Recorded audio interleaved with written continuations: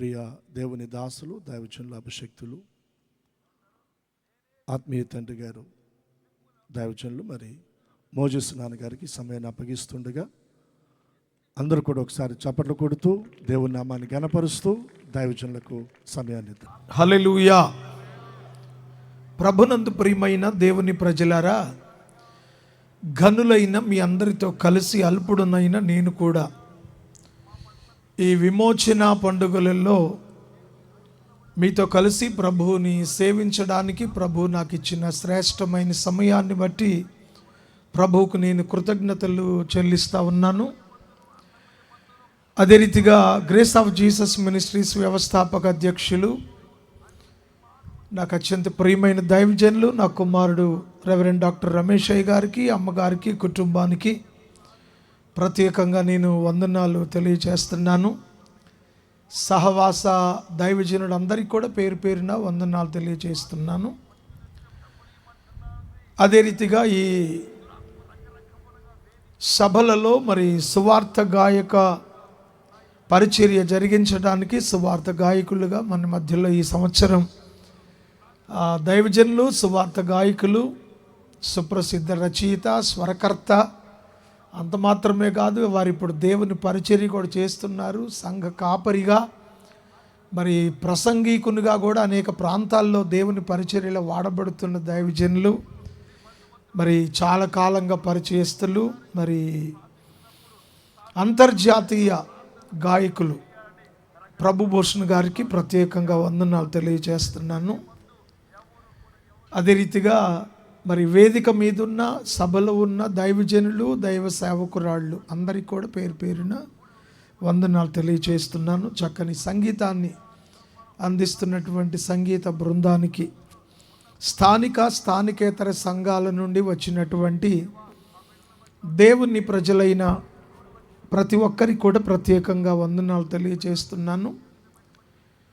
విశేషంగా ఈ నంది వెలుగు గ్రామ ప్రజలకు నేను ప్రత్యేకంగా వందనాలు తెలియజేస్తున్నాను. మరి ప్రతి సంవత్సరం కూడా ఇలాగూ సభలు నిర్వర్తిస్తున్నప్పుడు గ్రామం ఎంతగానో సహకరిస్తూ మరి దేవుని పరిచర్యను, దేవుని ప్రేమిస్తూ మరి దేవుని పనికి ఎంతో తోడుగా నిలబడిన గ్రామస్తులందరినీ కూడా నేను దీవిస్తూ వారికి శుభాలు తెలియజేస్తూ ఉన్నాను.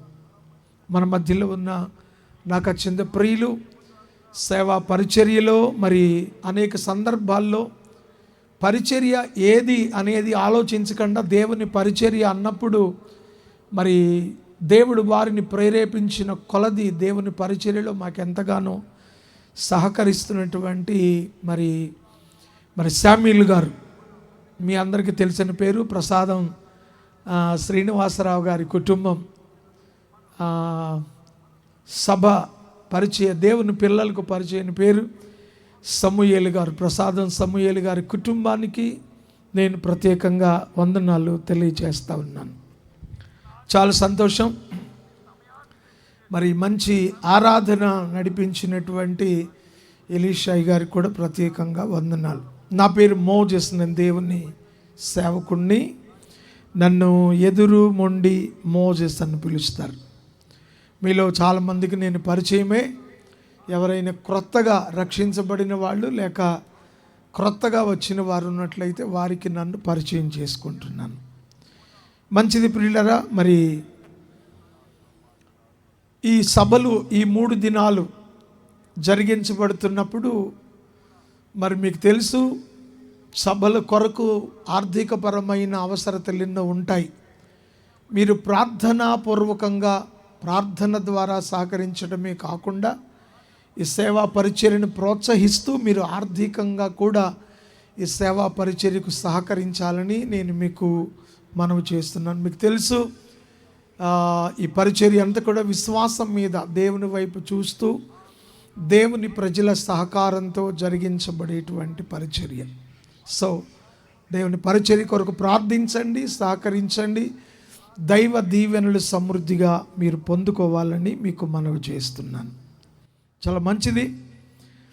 ఈ రాత్రికాల ధ్యాన వాక్యంగా పరిశుద్ధ గ్రంథంలో నుండి అపోస్తలుడైన పౌలు తిమోతికి వ్రాసినటువంటి 2వ పత్రికలో 1వ అధ్యాయము 6వ వచనం. అపోస్తలుడైన పౌలు తిమోతికి వ్రాసిన 2వ పత్రిక 1వ అధ్యాయము 6వ వచనం. ఆ హేతువు చేత నా హస్త నిక్షేపణ వలన నీకు కలిగిన దేవుని కృపావరము ప్రజ్వలింప చేయవలెనని నీకు జ్ఞాపకము చేయుచున్నాను. మరలా చదువుతున్నాను. ఆ హేతువు చేత నా హస్త నిక్షేపణ వలన నీకు కలిగిన దేవుని కృపావరము ప్రజ్వలింప చేయవలెనని నీకు జ్ఞాపకము చేయుచున్నాను. చిన్న ప్రార్థన. సకలాశీర్వాదములకు కారణభూతుడా, సర్వాధికారి, సర్వశక్తిమంతుడా, ఘనుడా, గొప్పదేవా, నీ ఘననామాన్ని బట్టి మీకు వందనాలు, కృతజ్ఞతలు, స్తోత్రాలు చెల్లిస్తున్నాను. నువ్వెంతైనా నమ్మదగిన దేవుడవు, గొప్ప దేవుడవు నాయనా. నీ బిడ్డలను మీరు పిలిచినప్పుడు నీ పిలుపుకు లోబడి నీకు భయపడి సమస్తమును విడిచి నీ పని కొరకు నీ బిడ్డలు ముందుకు అడుగు వేయగా నాగటి కాడి మీద చెయ్యి వేసినది మొదలుకొని ఈ దినము వరకు నీ బిడ్డలను శారీరకంగాను, ఆర్థికంగాను, ఆధ్యాత్మికంగాను, సేవాపరంగాను మీరు విస్తరింపు చేస్తూ వచ్చిన విధానం కొరకు స్తోత్రాలు.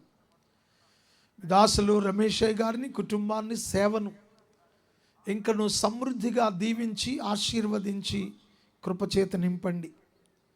అలాగే ఫెలోషిప్లో ఉన్న దైవజనులను ప్రతి ఒక్కరిని పేరు పేరున దీవించండి. విశేషంగా నైనా మా ట్రెజరర్ గారు బర్నబాస్ అయ్య గారిని, కుటుంబాన్ని, సేవను దీవించమని కూడా ప్రార్థిస్తున్నా. చేరి వచ్చిన దైవజనులు, సంగీత బృందం, గాయకులు, ఆరాధకులు, ప్రజలు, వినిచున్న ప్రతి ఒక్కరిని వాక్యం చేత దర్శించండి. అల్పుడను, కొద్దివాడను, నిష్ప్రయోజకుడను నన్ను మరుగుపరిచి మీరు మాట్లాడి మహిమ పొందండి.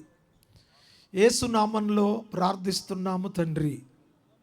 అందరూ చెప్తాం గట్టిగా ఆమేన్. మంచిది.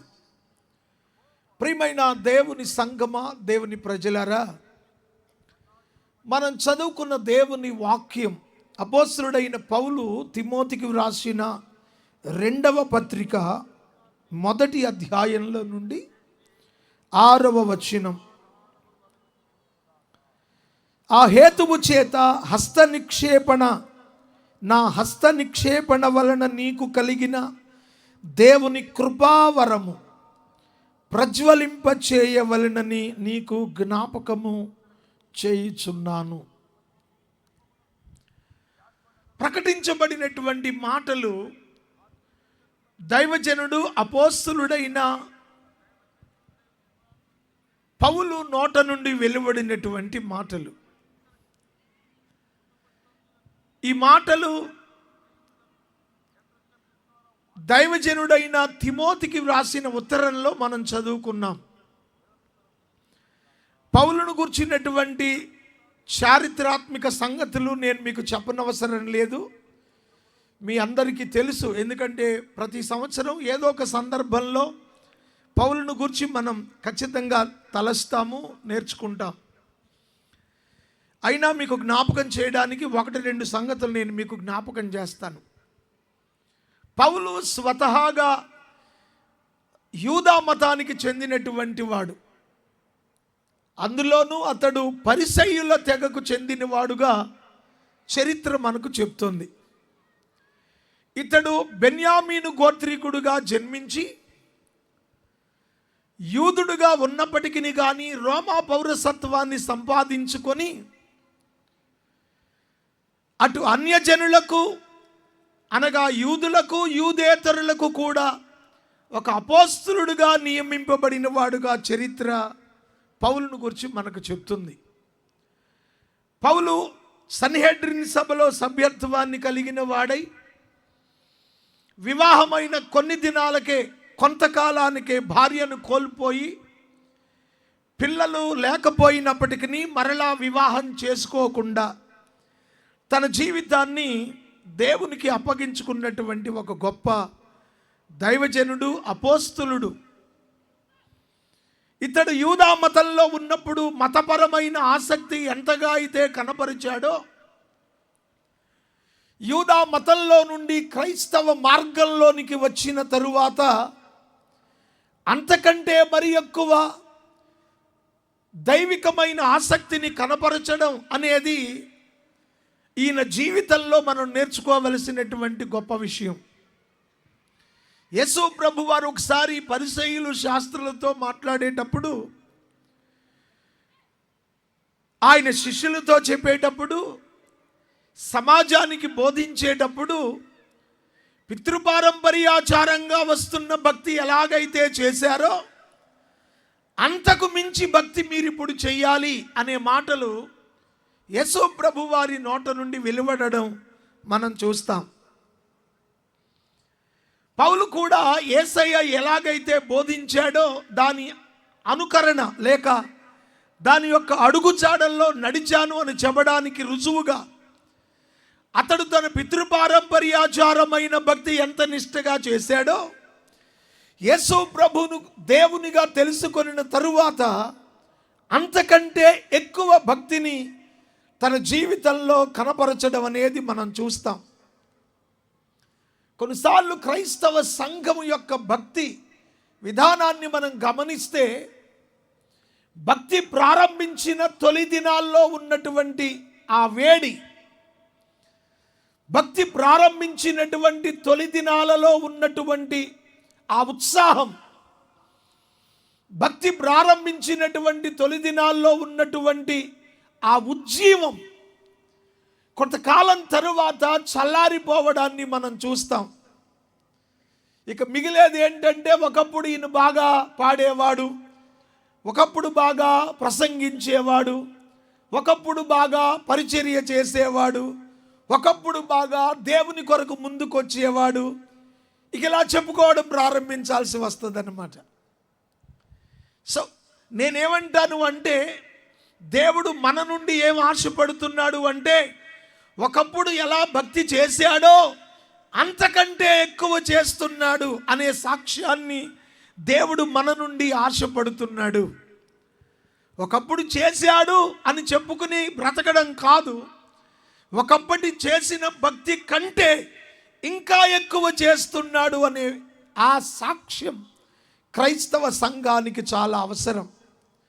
కానీ ఇప్పుడున్న పరిస్థితులు, సామాజిక పరిస్థితులు కానివ్వండి, రాజకీయ నేపథ్యం కానివ్వండి, భౌగోళిక పరిస్థితులు కానివ్వండి, క్రైస్తవ విశ్వాసానికి గండి కొట్టే ప్రయత్నాలు జరుగుతున్నాయి. ఇలాంటి క్లిష్టమైన పరిస్థితిలో సంఘము అంతకంతకు ప్రజ్వలింపబడాలి, అంతకంతకు ఉజ్జీవంలో ఎదగాలి, అంతకంతకు దేవుని పని ఎడల ఆసక్తిని కనపరచాలి. ఇది ఈ రాత్రి సందేశంలో దేవుడు మనకు చెప్పాలనుకున్న ప్రాముఖ్యమైన సంగతి. ప్రజ్వలింపబడుట. ప్రజ్వలింపబడుట అనే మాటకు సరి అయిన అర్థంగా మనం ఆలోచన చేస్తే, రగిలించబడడం, రగిలించబడడం లేక మండించబడడం. ఇంకొంచెం వివరంగా చెప్పాలి అంటే, నీకున్న వెలుగును మరి ఎక్కువ కాంతితో ప్రకాశింప చేయడం,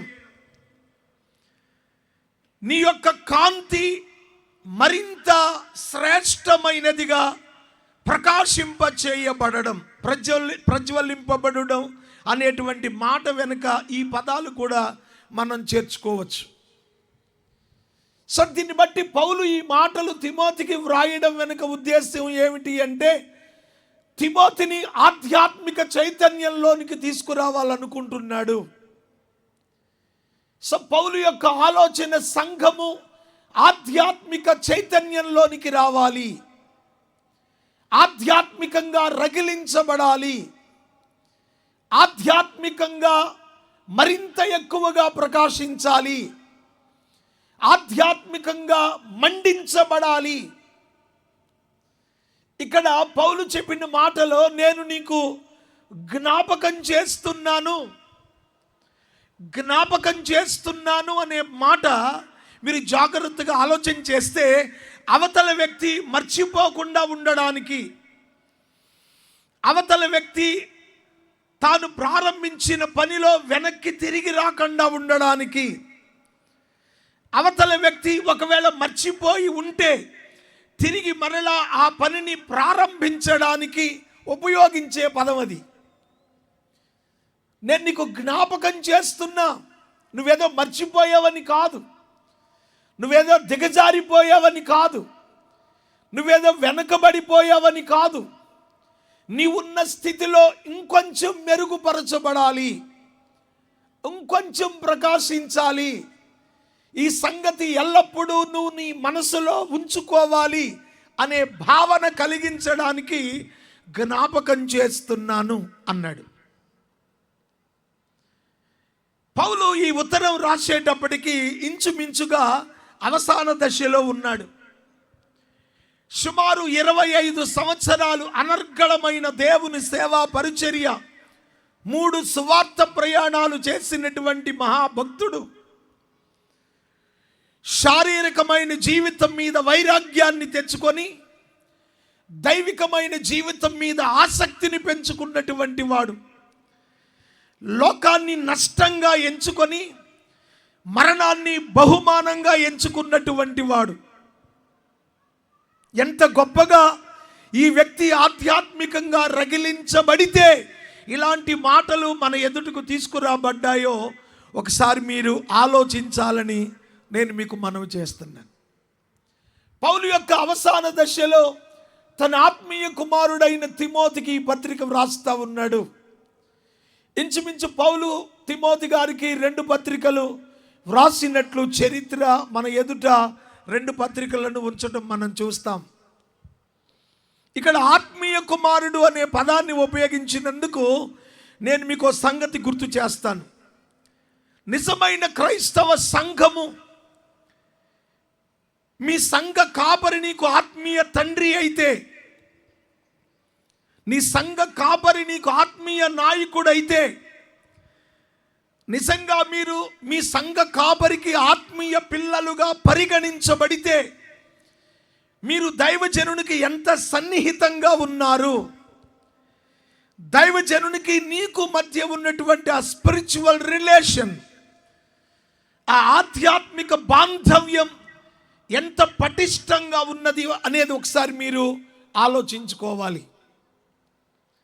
పౌలు తన ఆంతరంగిక సంగతులను, తన మనసులో ఉన్న సంగతులను, తన హృదయములో ఉన్న సంగతులను, తన హృదయాభిలాషను తన ఆత్మీయ కుమారుడైన తిమోతితో పంచుకోవడం అనేది ఇక్కడ మనం చూస్తాం. సాధారణంగా ఒక వ్యక్తి మరణించే మునుపు పలికే మాటలను మరణ వాంగ్మూలం చివరి మాటలు. పౌలు కూడా తిమోతికి పత్రిక రాసేటప్పుడు, నా కుమారుడా, ఇవి నా చివరి మాటలు, నేను ఇప్పుడే పానార్పణంగా పోయబడతా ఉన్నాను, నేను నా పరుగును కడముట్టించాను, విశ్వాసాన్ని కాపాడుకున్నాను, ఇక నేను వెడలిపోయే కాలం సమీపమైంది అంటూ తన చివరి మాటలుగా ఆ మాటలను తెలియజేస్తా ఉన్నాడు. సో చనిపోయే మునుపు తన హృదయాభిలాష లేక ఆధ్యాత్మికమైన చింతన, తన అంతరంగంలో దాచబడిన హృదయంలో ఉన్న నిగూఢమైన సంగతులను ఎవరితో పంచుకుంటున్నాడు అంటే తన ఆత్మీయ కుమారుడైన తిమోతితో పంచుకుంటా ఉన్నాడు. నిజంగా దేవుని సంఘమా, నీ ఆత్మీయ తండ్రికి నువ్వంత సన్నిహితంగా ఉంటే నీ సంఘ కాపరి తన హృదయములో ఉన్న దేవుని సేవాపరమైన సంగతులను ఖచ్చితంగా నీతో పంచుకుంటానికి అవకాశం ఉంటుంది. ఈనాడు ఎంతమంది సంఘ బిడ్డలు తమ ఆత్మీయ తండ్రికి తిమోతి వలె అతి సన్నిహితంగా ఉన్నవారు ఉన్నారు. నీ దైవజనుడు తన మనసులో ఉన్న మాటలను నీతో చెప్పుకోగలిగినంత దైవిక సాన్నిహిత్యం నీ దైవజనునితో నువ్వు కలిగి ఉన్నావా? ఒక తండ్రి చనిపోయే మునుపు పిల్లల్ని పిలుస్తాడు. ఒకవేళ దూరంగా ఉంటే పిలిపిస్తాడు. ఆ చనిపోయే మునుపు వాళ్ళందరూ ఆ తండ్రి మంచం దగ్గర చేరతారు. అందరినీ చూస్తాడు. చూస్తూ చూస్తూ వాళ్ళలో తన మనసులో ఎవరైతే బాగా ప్రేమను పొందుకుంటారో వాళ్ళ వైపే చూస్తూ ఉంటాడు. ఇక చచ్చిపోయే ముందు వీళ్ళు అంటారు, ఒరే తాతయ్య చూపు అంతా నీ మీదే ఉంది, లేకపోతే నాన్న ఆలోచన అంతా, నాన్న మనసు అంతా నీ మీదే ఉంది, ఆయన నీ వైపే చూస్తున్నాడు, కొంచెం దగ్గరకు పోరా, నీతో ఏమన్నా చెప్తాడేమో. అందరిలో తండ్రి ఎవరిని ఎక్కువగా ప్రేమిస్తున్నాడో ఆ కొడుకు తండ్రి దగ్గరకు వచ్చినప్పుడు మీరు గమనించండి, కొందరు చనిపోయే మునుపు వాళ్ళను చూస్తూ కన్నీరు విడిచి చనిపోయినట్లుగా, కొందరు తమ చేతులను వాళ్ళ చేతుల్లోకి తీసుకొని అలా పట్టుకోగానే చనిపోయినట్లుగా, కొంతమంది గుక్కడి నీళ్లు పోయగానే ఎవరైతే వాళ్ళకి ఇష్టమో వాళ్ళు గొంతులో నీళ్లు పోయగానే ప్రాణం పోయినట్లుగా ఇలా మనం సమాజంలో చెప్పుకోవడం వింటాం కాదు, నేను కూడా అనుభవించాను. మా మినిస్ట్రీలో వైస్ చైర్మన్గా పనిచేసిన దైవజనుడు పాస్టర్ లూకా బాబు ట్రైబల్ మినిస్ట్రీలో మాతో పాటు పార్టిసిపేట్ చేస్తూ అడవుల్లోకి వచ్చేవాడు. ఓ సంవత్సరం 40 దినాలు ఉపవాసం చేసే క్రమంలో ఆ ఉపవాసాల అనంతరం ఆరోగ్యం కొంచెం తేడా వచ్చింది. సభల్లో ఉన్నాను నేను. సడన్గా ఆరోగ్యం తేడా చేసిందని పిల్లలు కబురు పెట్టారు. ఇక వెంటనే విజయవాడ తీసుకువచ్చారు. నేను ఎక్కడో మీటింగ్లో ఉన్నా, విజయవాడ వచ్చాను. అక్కడ హాస్పిటల్లో డాక్టర్స్ వైద్యం చేయడానికి నిరాకరించారు. అక్కడి నుంచి అప్పటికప్పుడు విజయవాడ గుంటూరు జనరల్ హాస్పిటల్కి తీసుకొని వెళ్ళాం. అప్పటికి చాలా రాత్రి అయిపోయింది. కుటుంబస్తులు, సంఘ పెద్దలు అందరూ ఉన్నారు. సో మేమంతా గుంటూరు తీసుకువెళ్ళాం. గుంటూరు తీసుకువెళ్తే గుంటూరు హాస్పిటల్లో అప్పుడున్నటువంటి ఆ జూనియర్ డాక్టర్స్ వాళ్ళ వంతు ప్రయత్నం చాలా వరకు చేశారు. కానీ పరిస్థితి చేదాటిపోయిందని వాళ్ళకి అర్థమైంది. నేను ఎవరితోనో మాట్లాడుతూ బయటకు వచ్చాను రూమ్లో నుండి. ఆ దైవజనుడు తనను ఏదో మాట్లాడాలి అని పరితపిస్తూ ఉన్నాడు. విపరీతమైన ఆయాసంతో ఉన్నాడు. చాలా కష్టంగా బ్రీదింగ్ తీసుకుంటూ ఉన్నాడు. భార్య, పిల్లలు, సంఘస్థులు, బంధువులు, సంఘ పెద్దలు దగ్గర 10-12 మంది అక్కడ దగ్గరలోనే ఉన్నారు. సో వాళ్ళలో ఎవరు అన్నారు, అయ్యగారు మోజేస్ అయ్యగారి కొరకు చూస్తున్నాడు. గబగబ వచ్చారు. అయ్యా అర్జెంటుగా మీరు రండి, మీతో ఏదో చెప్పాలనుకుంటున్నాడు. అన్నయ్య అన్నయ్య అంటున్నాడు. నన్ను అన్నయ్య అని పిలిచేవాడు. నేను గబగబా వెళ్ళాను. చెయ్యి చాపాడు.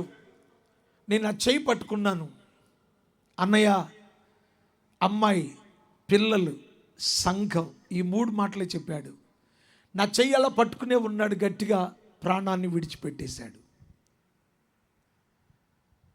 ప్రియమైన దేవుని సంఘమా, హృదయంలో ఒక వ్యక్తి మీద అత్యధికమైన ప్రేమ, ఆప్యాయతలు ఉన్నప్పుడు పోయేటప్పుడు వాళ్ళ వైపు చూస్తారు ప్రజలు. సో నిజంగా నువ్వు ఒక ఆత్మీయ బిడ్డగా, నీ తండ్రి నీకు ఒక ఆత్మీయ నాయకుడుగా, నీ నాయకుడు, నీ సంఘ కాపరి నీకు ఒక ఆత్మీయ తండ్రిగా నీకుంటే, నీ తండ్రి హృదయంలో ఉన్న సేవాపరమైన భారం నీతో పంచుకునే అవకాశం నువ్వు పొందుకోవాలి. నీ సేవకునితో నీకున్న పరిచయం ఏంటి? అసలు ఎలాంటి పరిచయాన్ని నువ్వు కోరుకుంటున్నావు? అయ్యా, నీ హృదయంలో సేవాపరంగా నువ్వేం చేయాలనుకుంటున్నావో చెప్పు. మేమున్నాం దాని కొరకు అనగలిగిన సంఘం, అలాంటి విశ్వాసులు కలిగిన ఆత్మీయ తండ్రి ఎంత ధన్యుడో కదా, ఎంత ధన్యుడో కదా. పౌలు తన హృదయంలో ఎంతో సేవాపరమైన భారంతో ఉన్నాడు. సో తన హృదయాలోచనలన్నీ పంచుకోవడానికి ఉన్న ఏకైక అత్యంత సన్నిహితుడైన ఆత్మీయ కుమారుడు తిమోతి. తిమోతి వంశపారంపర్యంగా వాళ్ళ పితరుల సాంప్రదాయానుసారమైన భక్తి చేసినప్పటికీ కానీ అతడు తన అవ్వ ద్వారా, తల్లి ద్వారా ఒక భక్తి క్రమాన్ని, ఆ భక్తి సత్యవంతుడైన యేసు క్రీస్తు ద్వారా మరింత స్పష్టమైన భక్తిని చేయడానికి తన జీవితాన్ని సిద్ధపరచుకున్నాడు. పౌలుతో కలిసి సువార్త పరిచర్యలో ఒక ఆత్మీయ కుమారుడుగా, పరిచారకుడుగా దైవజనుని వెంబడించాడు. ఆ సన్నిహిత బాంధవ్యం ఎంత పటిష్టమైంది అంటే పౌలు ఇప్పుడు తిమోతిని తన తరువాత తన స్థానాన్ని భర్తీ చేయడానికి సరిపోయిన వ్యక్తిగా ఇక్కడ పరిచయం చేస్తా ఉన్నాడు. తిమోతి, నీ అవ్వ నుండి, నీ తల్లి నుండి నువ్వు నేర్చుకున్నటువంటి భక్తి, నా హస్త నిక్షేపణ ద్వారా నీకు కలిగినటువంటి ఆ దైవికమైన కృపావరం అనేది ఏదైతే ఉన్నదో దాన్ని నువ్వు నిర్లక్ష్యం చేయకూడదు. దానిని నువ్వు ప్రజ్వలింప చెయ్యాలి. సో పౌలు యొక్క ఉద్దేశం ఏంటంటే తిమోతిని మరింత బలోపేతం చెయ్యాలి. తిమోతి ఇప్పటికంటే మరి ఎక్కువగా ప్రకాశించాలి. తిమోతి ఒక మండించబడిన జ్యోతిగా లేక రగిలించబడిన వాడుగా ఉండాలి అని ఆశపడతా ఉన్నాడు.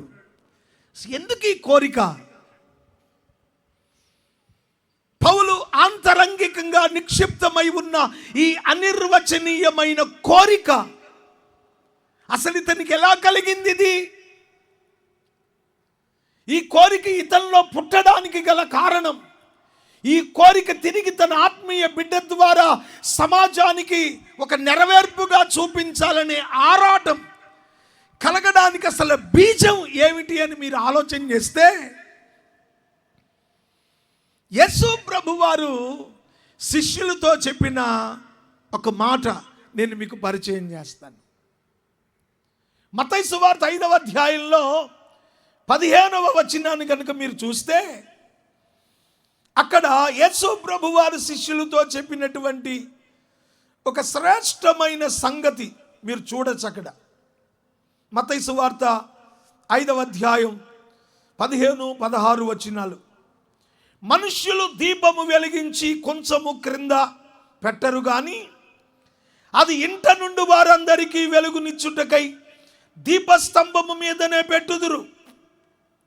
మనుష్యులు మీ సత్క్రియలను చూచి పరలోకమందున్న మీ తండ్రిని మహిమపరచునట్లు వారి ఎదుట మీ వెలుగు ప్రకాశింపనీయుడి.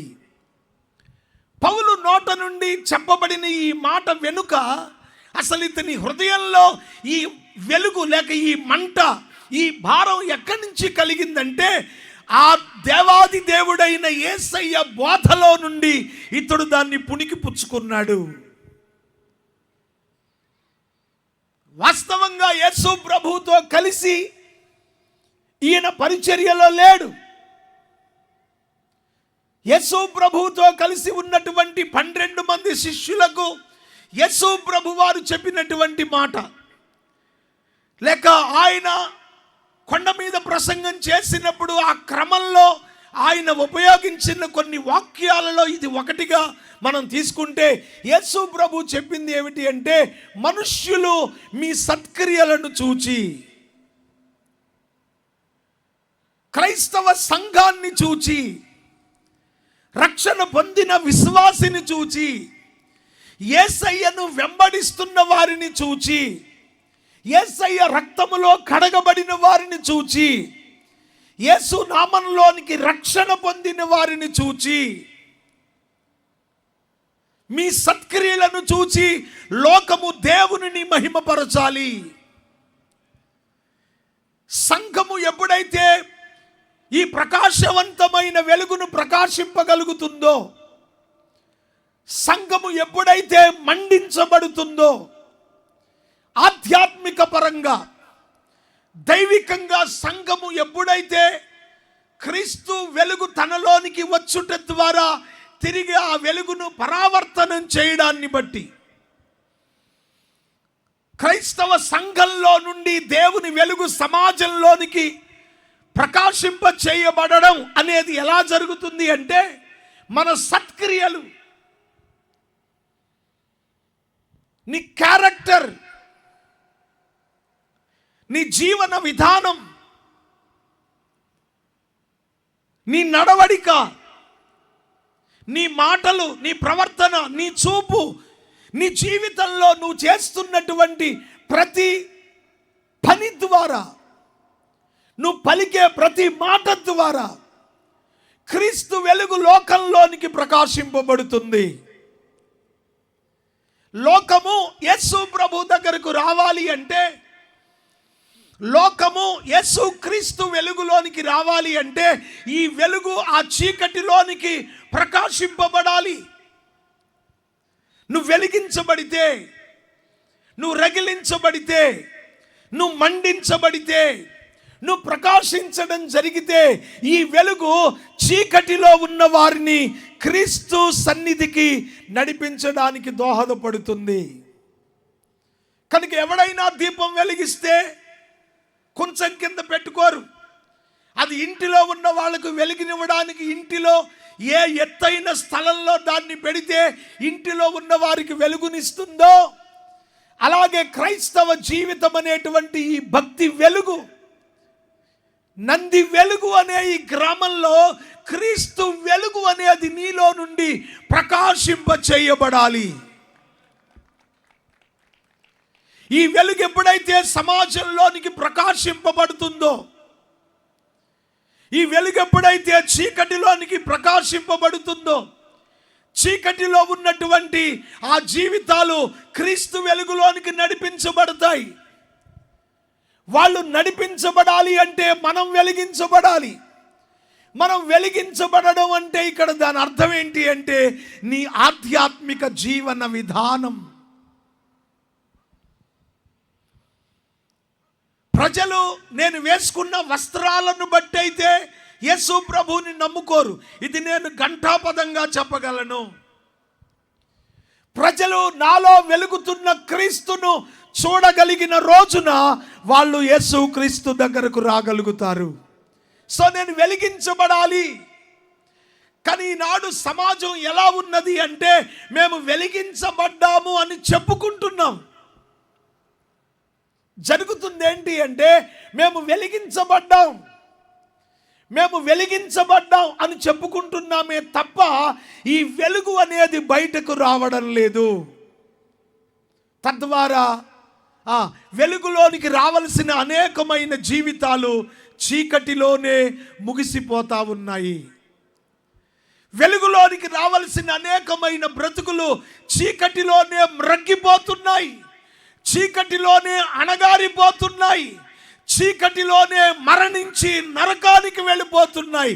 ఎవరు దీనికి బాధ్యులు అంటే వెలగవలసిన నేను వెలుగుతున్నానని చెప్పుకుంటూ వెలగకుండా జీవించడమే కాదా? మీరు ఆలోచించండి.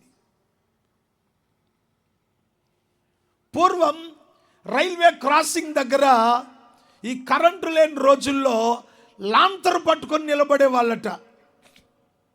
లాంతర్ అందరికీ తెలుసుగా. సో లాంతర్ పట్టుకుని నిలబడితే ఆ వచ్చే వాహనాలు, అది బస్సు కానివ్వండి, బైకు కానివ్వండి, కారు కానివ్వండి, లాంతర్ కనబడగానే వాళ్ళు ఆగిపోయేవాళ్ళు. రాత్రిపూట, పగలైతే మనిషి కనబడతాడు, రాత్రి లాంతర్ పట్టుకొని ఆ లెవెల్ క్రాసింగ్ దగ్గర గేట్ దగ్గర నిలబడే వాళ్ళట. ఓ రోజు ఒక కోటీశ్వరుడు కొడుకు యాక్సిడెంట్లో చనిపోయాడు. ట్రైన్ యాక్సిడెంట్లో వాడు రైలు పట్టాల మీదకి వెళ్ళిపోయాడు. ఆ ట్రైన్ రానే వచ్చింది, వాడిని గుద్దేసింది, వెహికల్ పాడైపోయింది, వాడు చచ్చిపోయాడు.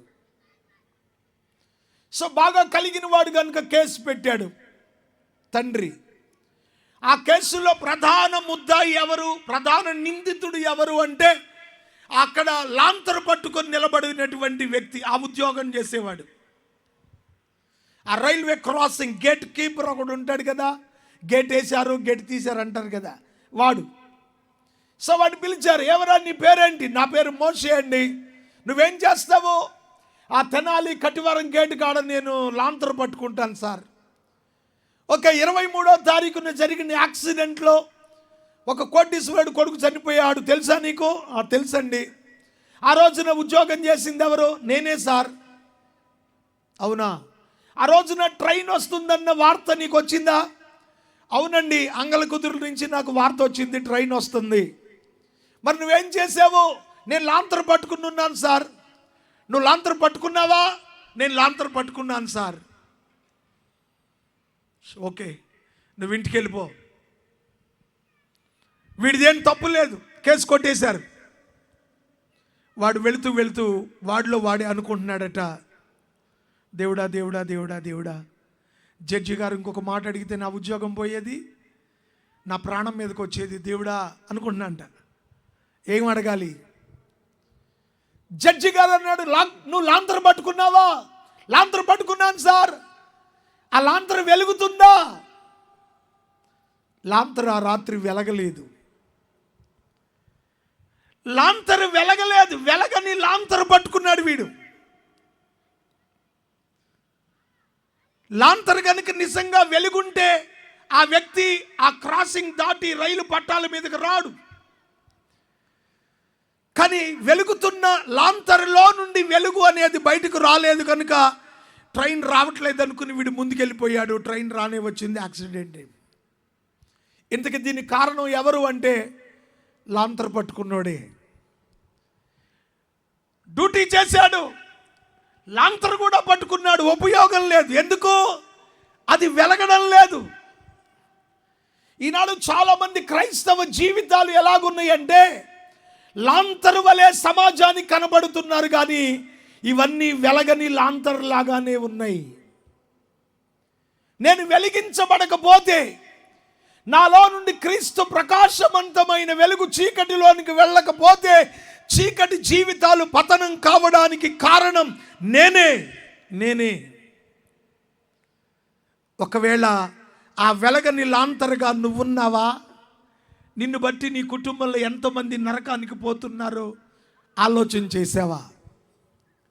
నిన్ను బట్టి నీ గ్రామంలో, నిన్ను బట్టి నీ ఇరుగు పొరుగు వాళ్ళు, నిన్ను బట్టి నీ కుటుంబంలో ఎంతమంది నశించి నరకానికి పోతా ఉన్నారు?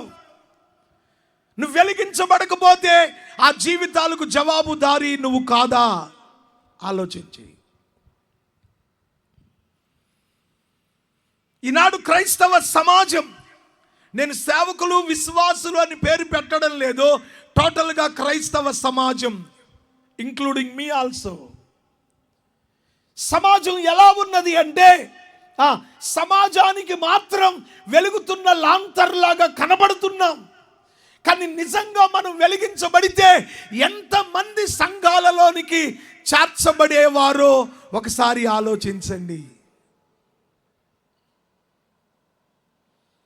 యేసు ప్రభు చెప్పాడు, మీ సత్క్రియలను వారి ఎదుట ప్రకాశింపనీయండి. వెలుగు అంటే మనం ఏదో క్యాండిల్స్ పట్టుకొని వెలిగించడం కాదు, క్యాండిల్స్ పట్టుకొని ఆ వెలుగులో సంబరపడిపోవడం కాదు. అదొక ఫార్మాలిటీ అనుకోండి, అదొక ట్రెడిషన్ అనుకోండి. అలా చేస్తున్న దాన్ని నేను తప్పు పట్టడం లేదు. లాంతరు వెలుగులో, క్యాండిల్ వెలుగులో సంతోషపడితే కాదు, నీ జీవితం వెలిగించబడితే అనేక జీవితాలు వెలిగించబడతాయి. ఇది దేవుని యొక్క ఆశ. ఆయన ప్రజలతో, శిష్యులతో చెప్పాడు, మీ సత్క్రియలను ప్రజల ఎదుట ప్రకాశింపనీయండి. అప్పుడు లోకం ఆ వెలుగులోనికి పరిగెట్టుకొని వస్తుంది. అదే మాట ఇప్పుడు పౌలు గారు తిమోతికి చెప్తున్నాడు. తిమోతి, నా హస్త నిక్షేపణ వలన నీకు కలిగిన దైవిక కృపావరం ఏదైతే ఉన్నదో దాన్ని ప్రజ్వలింపచేయి. ఈ దీపం, పౌలు అనే దీపం ఆరిపోతుంది. ఇప్పుడు తిమోతి అనబడిన దీపం మరింతగా మండించబడితే, మరింతగా వెలిగించబడితే, మరింతగా ప్రకాశిస్తే ఆ వెలుగు సమాజాన్ని యేసయ్య పాదాల దగ్గరకు తీసుకొని రావడం జరుగుతుంది. ఎంతవరకు నువ్వు వెలిగించబడ్డావు? ఇక్కడ రగిలించబడడం అనే మాటను గురించి ఒక చిన్న మాట చెప్తాను నేను. ఈ రగిలించబడడం, మండించబడడం అనేది మీకు అర్థం కావాలి అంటే, మనం శీతాకాలంలో చలిమంట వేసుకుంటాం. చలిమంట చుట్టూరు కూర్చొని ఆ కబుర్లు ఈ కబుర్లు చెప్పుకుంటారు. ఈ చలి కాగుతూ కబుర్లు చెప్పుకుని నిమగ్నం అయిపోయే లోపు మంట ఆరిపోద్ది. అరే కాసిన చితుకులు తీసుకురండిరా, తీసుకొచ్చేసారు, మంట రావట్లా. అరే ఆ పుల్లలు వేస్తే కాదు కానీ కొంచెం ఓదరా. ఎందుకు? అంతకు ముందున్నటువంటి నిప్పు లేక మంట ఆరిపోయి నిప్పులు కూడా క్రమక్రమంగా నివురు చేత కప్పబడి ఉంటాయి. మీకు ఇంకా ఈజీగా తెలవడానికి, పొయ్యిలో వంట చేసాము, అన్నం వండాము, కూర వండడానికి కూరగాయలు తరగాలి. సరే పొయ్యి అట్ట వదిలేసి పుల్లల పొయ్యి సంగతి నేను చెప్పేది. నువ్వు కూరగాయలు, ఉల్లిపాయలు, మిరపకాయలు తరుక్కుని వచ్చావు, ఈలోపు మంట పోయి పొగ వస్తుంది, పుల్లలన్నీ ఆరిపోయాయి. ఏమైంది అంటే ఆ మంట పోయి పుల్లల పైన ఒక బూడిద లాంటిది దాన్ని కమ్మేసి ఉంటుంది. దాన్ని నివురు అంటారు, బూడిద. ఈ బూడిద లోపల ఉన్నటువంటి అగ్ని యొక్క తీక్షణమైన వెలుగును, కాంతిని బయటికి రాకుండా కమ్మేస్తుంది అన్నమాట. ఇప్పుడు పుల్లలు మళ్ళీ మండించబడాలి అంటే మనం ఏం చేస్తామంటే ఊదురు గొట్టాన్ని తీసుకొని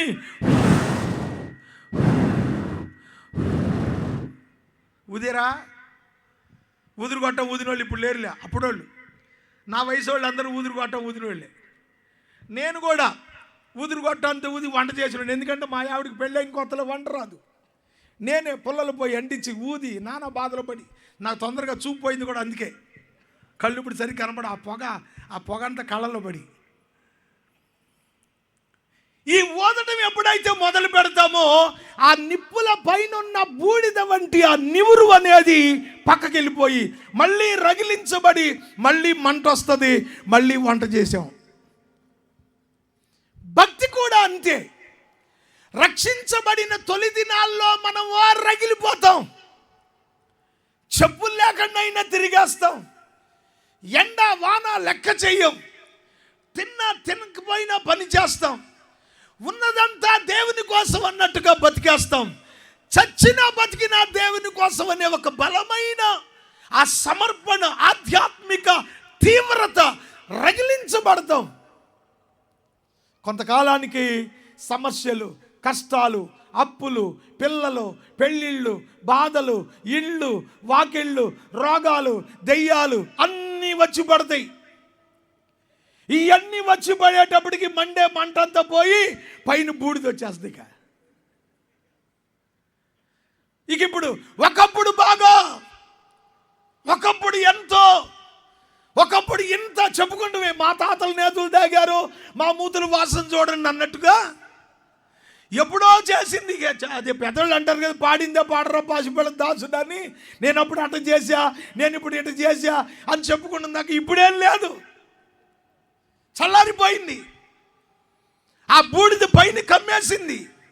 సమస్యలనే, కష్టాలనే, లేక సాతాను సంబంధమైన శోధనలనే బూడిద నీ జీవితాన్ని కమ్మివేయడాన్ని బట్టి నీలో ఉన్న అగ్ని బయటకు కనిపించడం లేదు. ఆ ప్రకాశవంతమైన వెలుగు సమాజం చూడలేకపోతుంది. ఆ వెలుగు కనబడక అనేక జీవితాలు పతనం అయిపోతున్నాయి. మరి ఇప్పుడు ఏం చేయాలి? ఊదురు గొట్టంతో ఆ బూడిద ఊదినట్టుగా పరిశుద్ధాత్మ గాలి చేత ఈ భక్తిని మళ్ళీ మనం రగిలించే ప్రయత్నం చేయాలి. స్తోత్రం చెప్పండి, హల్లెలూయా. అపోస్తలుల గారు 2వ అధ్యాయంలో ఆకాశము నుండి బలమైన గాలి వంటి ఒక ధ్వని, బలమైన గాలి వంటి ఒక ధ్వని, అగ్ని నాలుకలుగా విభాగింపబడి మేడగదిలోకి వచ్చింది. ఆ మేడగదిలో ఉన్న ఆరిపోయిన పుల్లలన్నీ ఉన్నాయి. 120, ఒకటి కాదు, 2 కాదు, ఎన్ని ఉన్నాయి? 120 పుల్లలు. ఈ 120 పుల్లల్ని పైనుంచి ఆ పరిశుద్ధాత్మనే గాలి మొత్తం బూడిదంతా కొట్టుకుపోయింది. తెల్లారేటప్పటికి జనం అంతా వచ్చారు. ఇదిగో వీరు క్రొత్త మద్యం తాగారు, పిచ్చి పిచ్చిగా మాట్లాడుతున్నారు. ఇదిగో వీళ్ళు క్రొత్త మద్యం తాగకపోతే ఈ మాటలు ఎలా మాట్లాడుతున్నారు అని రకరకాలుగా చెప్పుకుంటున్నారట. ఎప్పుడైతే రకరకాలుగా చెప్పుకుంటున్నారో ఆ బూడిద పోయి మండించబడిన ఓ కట్టె, అదే పేతురు లేచి నిలబడ్డాడు. 11 మందితో పాటు 12వ వాడైన పేతురు లేచి నిలబడి, అయ్యలారా ప్రొద్దుపడిచి జామైనా కాలేదు, పొద్దుపడిచి జామైనా కాలేదు, మేము క్రొత్త మద్యం తాగామని మీరు ఎలా అనుకుంటారు? ఇది మందు తాగితే వచ్చే భాషలు కాదు, మందు తాగితే వచ్చేది బూతులు భాషలు రావు. ఎవడురా నీకు చెప్పింది మందు తాగితే భాషలని? మందు తాగితే బూతులు వస్తాయి. కాబట్టి మేము మందు తాగలేదు. యోవేలు ప్రవక్త ద్వారా దేవుడు ప్రవచింప చేసినటువంటి ఆ ప్రవచనం యొక్క నెరవేర్పే అన్య భాషల చేత వీరందరూ దేవుని స్తుతిస్తూ ఉన్నారు. మీరేమో జీవాధిపతిని చంపేశారు, దేవుడు ఆయన మృతుల్లో నుంచి లేపాడు, అందుకు నేనే సాక్షిని అని రొమ్ము కొట్టుకుని చెప్పడం మొదలెట్టాడు. స్తోత్రం చెప్పండి. హల్లెలూయా. ఏమైపోయింది బూడిదంతా? ఈనాడు సంఘాలు వెలిగించబడడం లేదు అనడానికి కారణాల్లో ఒకటి ఏంటంటే, సంఘాలలో పరిశుద్ధాత్మ కూటాలు, పరిశుద్ధాత్మ అభిషేకం, పరిశుద్ధాత్మ వాతావరణం, పరిశుద్ధాత్మ నడిపింపు, పరిశుద్ధాత్మ యొక్క ఆత్మ తీవ్రత అనే దానికి సంఘంలో తావేది. ఒకప్పుడు ఆదివారం కోటం, బుధవారం కోటం, శనివారం కోటం. మరి ఇప్పుడు వారానికి 2 కోటాలు. ఆ 2 కోటాల్లో కూడా మనం వచ్చేది ఆదివారం. మిగతా కోటానికి అందరు రారు. ఒకవేళ పరిశుద్ధాత్మ కోటం, లేకపోతే స్తుతి కోటం, ఉపవాస కోటం అంటే ఇక దాంట్లో పాదిరి గారు, పాదిరమ్మ గారు, ఇంకో 3-4 కూర్చుంటారు. ఇక మిగతా వాళ్ళు రారు. వీళ్ళకి పరిశుద్ధాత్మ అక్కర్లా, పరిశుద్ధాత్మ అభిషేకం అక్కర్లా. ఈనాడు ప్రసంగాలు ప్రజలను మండించకపోవడానికి గల కారణం ఏంటంటే, ప్రసంగాల్లో పరిశుద్ధాత్మ లేదు. కాలక్షేపం కబుర్లో, లోకాభిరామాయణం, పిట్ట కథలు. ఇంకెవడు మండించబడతాడు? ఎవడికాడు గుర్రం సైకిల్ ఇచ్చిన టికిలించుకుంటూ ఇంటికి పోవటం తప్ప. ఒకవేళ పాస్టర్ గారు సంఘాన్ని ఎవరిని పిలుద్దామరా కోటానికంటే, మొన్న పాస్టర్ గారు వచ్చాడండి, 2.5 గంటలు పొట్ట చెక్కలేటట్టు నవ్విచ్చాడు, ఆయన్ని పిలవండి. ఈ జనానికి ఏం కావాలంటే కాలక్షేపం, టైం పాస్. పరిశుద్ధాత్మ అవసరం సంఘానికి లేకుండా పోయినట్టు అయిపోయింది.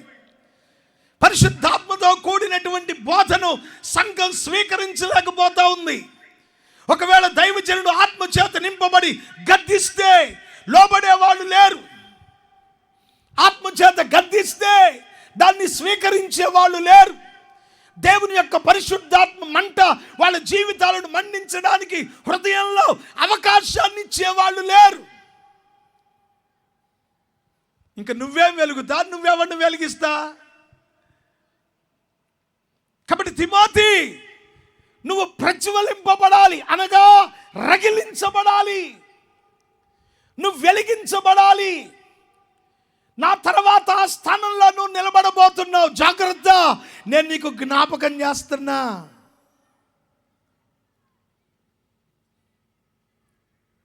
రగిలించబడితే, మండించబడితే, వెలిగించబడితే ఎలా ఉంటుందా స్థాయి, ఎలా ఉంటుందా మార్పు అని ఆలోచన చేస్తే, మీకు ఆ వ్యక్తిని, మీకు బాగా పరిచయం వ్యక్తిని పరిచయం చేస్తాను నేను. ఓ రోజు యేసయ్య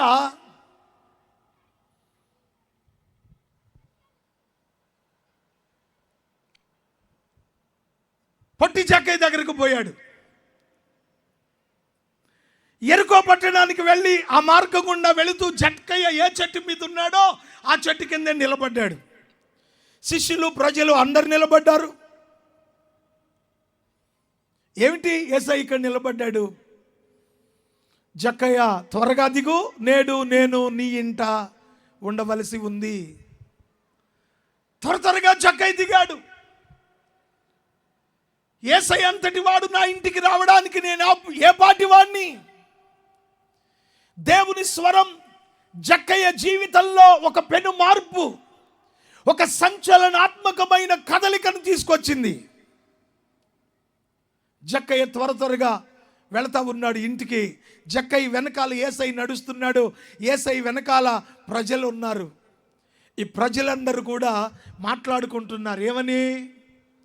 ఇదిగో ఈయన పాపి అయిన వాని ఇంట బస చేయ వెళతా ఉన్నాడు. ఈయన నిజంగా ప్రవక్త అని ప్రజలు నమ్ముతున్నారు కదా. ప్రవక్త అయితే అతడు ఎలాంటి వాడో ఇతనికి తెలిసి ఉండాలి. ప్రవక్త అయితే అతడు ఎంత పాపాత్ముడో ఇతనికి తెలిసి ఉండాలి. నిజంగా పాపాత్ముడని తెలిస్తే అతని ఇంటికి వెళ్ళకూడదు. పాపి అయిన వాని ఇంట బస చేయ వెళ్ళుచున్నాడు. గుసగుసలాడుకుంటున్నారు. యేసయ్యకి వినబడుతున్నాయి. యేసయ్యను దాటి జక్కయ్య కూడా వినబడుతున్నాయి. అప్పటికే జక్కయ్య అంతరంగంలో ఆధ్యాత్మిక సంఘర్షణ ప్రారంభమైంది. ఆధ్యాత్మికమైన సంఘర్షణ జక్కయ్య అంతరంగంలో ప్రారంభమైంది. జక్కయ్యలో ఉన్న జక్కయ్యను కప్పినటువంటి ఆ పాపమనే బూడిద తొలగిపోయింది. జక్కయ్య మీద కమ్ముకున్నటువంటి ఆ నివురు వంటి ధనాశ తొలగిపోయింది. ఒక్కసారిగా వెనక్కి తిరిగి నిలబడ్డాడు. ఇప్పుడు యేసయ్యకు ఎదురుగా ఉన్నాడు జక్కయ్య. యేసయ్య వెనకాల ఉన్న ప్రజలకు ఎదురుగా ఉన్నాడు. జక్కయ్య ఎప్పుడైతే నిలబడ్డాడో అందరూ నిలబడిపోయారు. ఏం జరగబోతోంది, ఏం జరుగుతోంది అని చూస్తూ ఉన్నారు. జక్కయ్య తన హృదయంలో నుంచి తన జీవితాన్ని ప్రకాశింపచేసిన యేసయ్య వెలుగుకు సంబంధించిన మాటలు మాట్లాడుతున్నాడు. ప్రభువా, నా ఆస్తిలో నేను సగం పేదలకి చేస్తున్నాను. నేను ఎవని యొద్ద ఏదైతే అన్యాయంగా పుచ్చుకున్నానో తిరిగి వానికి 4 గంటలు చెల్లించేస్తున్నాను. ప్రజలందరూ ఆశ్చర్యపోతున్నారు. ఏంటి, ఈ పాపాత్ముడేనా ఇలా మాట్లాడేది? ఈ పాపాత్ముడేనా ఇలా మాట్లాడుతున్నాడు? నిజంగా ఈ పాపాత్ముడు ఇలా మాట్లాడతాడని మనం కలలో కూడా ఊహించలేదే. ఏమైంది జక్కయ్య నీకు?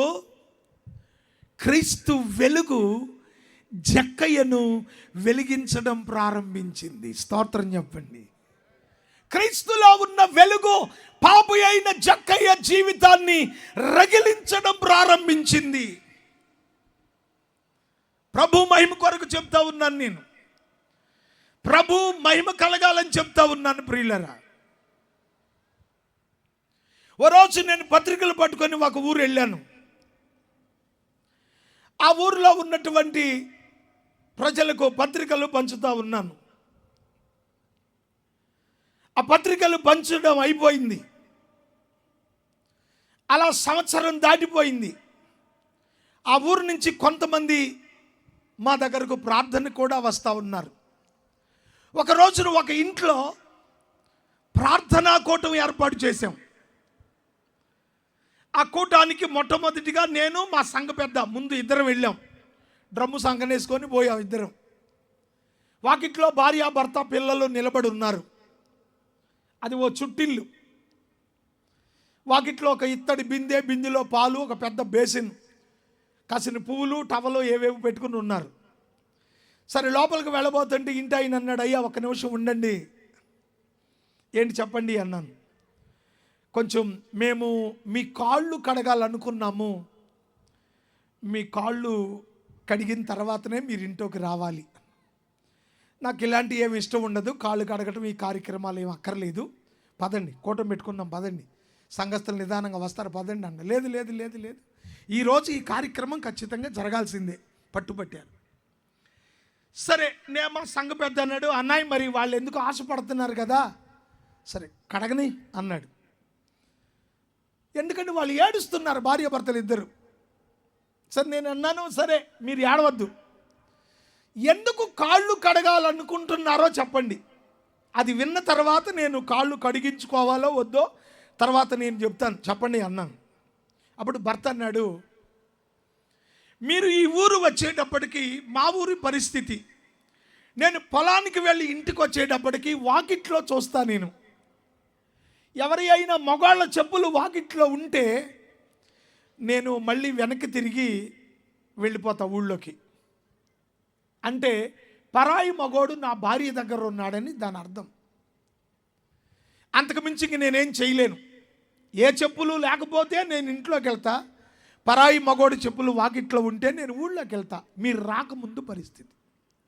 మీరు వచ్చిన తర్వాత ఏం జరిగిందో మిమ్మల్ని అడగండి అన్నాడు. ఏంట్రా అన్నాను. ఏడుస్తుంది. అవును నాన్న, డాడీ అంటది. ఇప్పటికి అలాగే పిలుస్తుంది, నన్ను డాడీ అనే పిలుస్తుంది. డాడీ, నాలాంటి వాళ్ళు ఇంకొక కొంతమంది ఊళ్ళో ఉన్నారు. మాదంతా ఒక బ్యాచ్. ఏంటి బ్యాచ్ అంటే కాపరాలు చెడగొట్టే బ్యాచ్ ఇది. ఇక్కడ పని ఏంటంటే పండంటి కాపరాలు పాడు చేయటం, వీళ్ళ బొడ్డుకు మసి రాసుకుని కూర్చుంటారు అన్నమాట. సో ఆ రోజుల్లో నువ్వు వచ్చావు, ఎర్రగా సన్నగా తల నిండా ఒత్తైన జుట్టు, కొంచెం అందంగా ఉండేవాడిని. ఇప్పుడంటే ముసలోడిని అయిపోయాక మీరు దాని గురించి ఆలోచించక్కర్లేదు, అప్పుడు ఉండేవాడిని.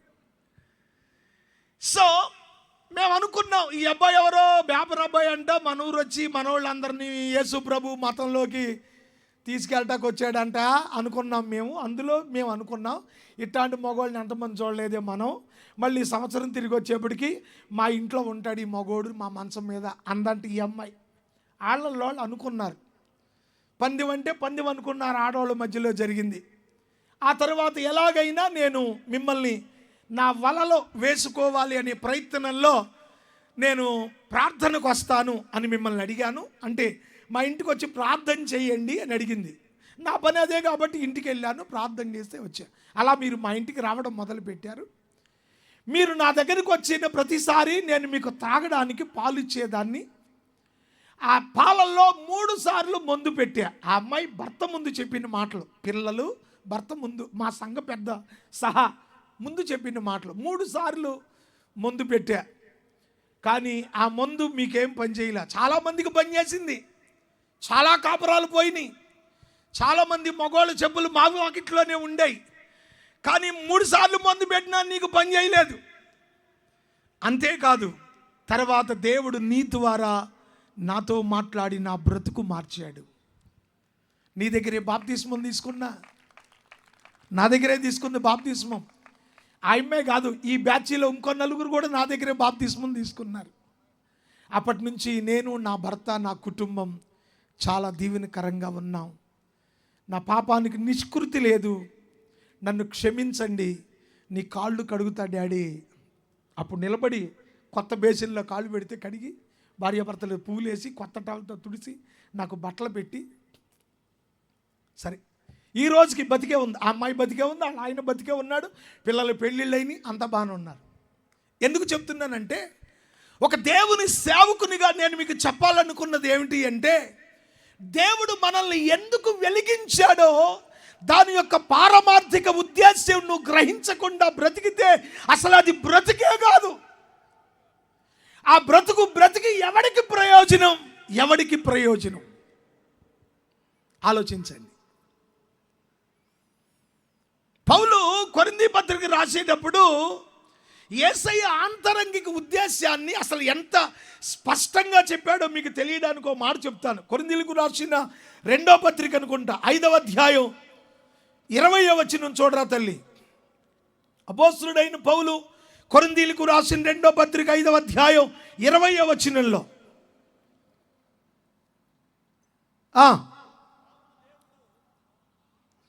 కావున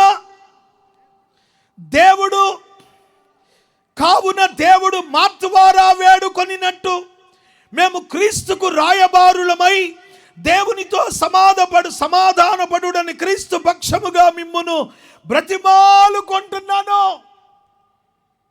పౌలు అంటాడు, ఇదిగో కొరింథీ సంఘమా, ఎందుకు దేవుడు మమ్మల్ని విమోచించాడు? మేమేదో గొప్పవాళ్ళం కాదు, మేము నీతిమంతులం కాదు, మేము ఒకప్పుడు పాపులమే. కానీ పాపులమైన మా బ్రతుకులను ఆయన పాపము నుండి విముక్తి కలిగించి మమ్మలను రక్షించి కారణం ఏంటంటే మాలో ఉండి దేవుడు మీతో మాట్లాడాలనుకుంటున్నాడు. It is the desire of Holy Spirit. ఇది పరిశుద్ధాత్ముని యొక్క కోరిక. యేసయ్య కోరిక ఏంటంటే ఆయన నీలోనికి వచ్చి నీలో ఉండి పొరుగు వాళ్ళతో మాట్లాడాలని ఆశపడుతున్నాడు. ఆయన నీలో ఉండి ఆ వెలుగును నీ ద్వారా ప్రకాశింప చేయాలని ఆశపడుతున్నాడు. మా ద్వారా ఆయన మీతో వేడుకొనాలనుకుంటున్నాడు. ప్రియ నంది వెలుగు వాస్తవిలారా, ఎందుకు దేవుడి క్రైస్తవ జనాంగాన్ని లేవనెత్తాడు అంటే వీళ్ళ ద్వారా మీతో ఆయన తన ప్రేమను పంచుకోవాలని ఆశపడుతున్నాడు. ఒకప్పుడు ప్రసాదం సీను అంటే ఊళ్ళో పెద్దగా ఎవరు పట్టించుకోపోవచ్చు. ఆయనే చెప్పాడుగా సాక్ష్యం, పూర్తి సాక్ష్యం చెప్పలా. సమూయేలు గారు సాక్ష్యం చెప్పాలంటే ఒక పూట ప్రసంగాలని వదిలేసి ఆయనకి ఇచ్చేయాలి. అసలు నా లెక్క ప్రకారం ఇచ్చేస్తేనే టైం సరిపోదు, అంత సాక్ష్యం ఉంది. ఒకసారి వాళ్ళ ఇంటికి వెళ్ళి చూస్తేనే నువ్వు గంట చెప్పాలి సాక్ష్యం. అట్టాడు ఆయన చెప్పాలంటే ఎంత ఉంటుందో అర్థం చేసుకోండి. అటువంటి ఒక ఎన్నిక లేని జీవితం. ఒకప్పుడు ధూళిపాల రమేష్ అంటే టాపీ పట్టుకొని చెక్క పట్టుకొని గోళ్ళకి ప్లాస్టింగ్ చేసిన రమేష్గా ఎవరికి గుర్తింపు లేదు. కానీ దేవుడు వాళ్ళిద్దరిని కూడా వెలిగించాడు, వాళ్ళలో ప్రవేశించాడు, వాళ్ళను ఆశీర్వదించాడు. వాళ్ళ ద్వారా స్వజనులు మొదలుకొని అన్య జనాంగంతో మాట్లాడాలని ఆశపడుతున్నాడు. ప్రతి సంవత్సరం ప్రతి ఆదివారం మాట్లాడుతూనే ఉన్నాడు. ఇది కేవలం నేను వాళ్ళిద్దరి గురించే కాదు, రక్షించబడిన ప్రతి ఒక్కరిని గురించి నేను చెప్పగలుగుతానన్నమాట. నిన్ను నన్ను నశించి నరకానికి పోవలసిన బ్రతుకుల నుండి విమోచించి రక్షించిన హేతువు ఏంటంటే ఆయన ఈ దీన శరీరంలో ఉండి లోకంతో మాట్లాడాలనేది అనిర్వచనీయమైన దేవుని కోరిక. దేవుని కోరిక తీర్చలేని పిల్లలు ఎందుకండి? శాస్త్రం ఉంది కదా, తల్లి తండ్రి మీద దయలేని పుత్రుండు పుట్టనేమి వాడు. తల్లి తండ్రి రుణం తీర్చుకోవాలంటాం కదా మనం. ముస్లిమ్స్ తల్లి రుణం ఎలాగో తీర్చుకోలేమని తల్లికి వాళ్ళు ఏం చేస్తారంటే ఆ గల్ఫ్ దేశాల నుంచి వచ్చిన ఖర్జూరాలు ఇస్తారు. ఖర్జూరం తల్లి చేతిలో పెడితే కన్న రుణం తీరిందనే నమ్మకం వాళ్ళలో కొంతమందికి ఇప్పటికీ జరుగుద్ది. అది వాళ్ళ విశ్వాసం, అది ఆ రుణం తీరుద్దని. ఓకే, కొంతమంది తల్లిదండ్రులు చాలా మర్యాదగా ప్రేమగా చివరి వరకు కడతేరుస్తారు వాళ్ళ మీద ఉన్న ప్రేమ. మరి దేవుని కోరిక, దేవుని రుణం ఎలా తీరుతుంది అంటే ఆయన నీలో ఉండి మాట్లాడడానికి నువ్వు ఒక అవకాశాన్ని కలిగించాలి. ఆయన నీలో నివసించడానికి తగిన యోగ్యత నీలో కనపరచాలి. అప్పుడు దేవుడి రుణం తీరినట్టు. ఏంటి? ఆయన కోరిక నీలో ఉండి తీర్చుకుంటాడు. ఆయన నీలో ఉండి మాట్లాడుతాడు, నీలో ఉండి దర్శిస్తాడు, నీలో ఉండి హెచ్చరిస్తాడు, నీలో ఉండి తన ప్రేమను ప్రపంచానికి ఆయన పరిచయం చేసి వాళ్ళని ప్రేమలోనికి నడిపించుకుంటాడు.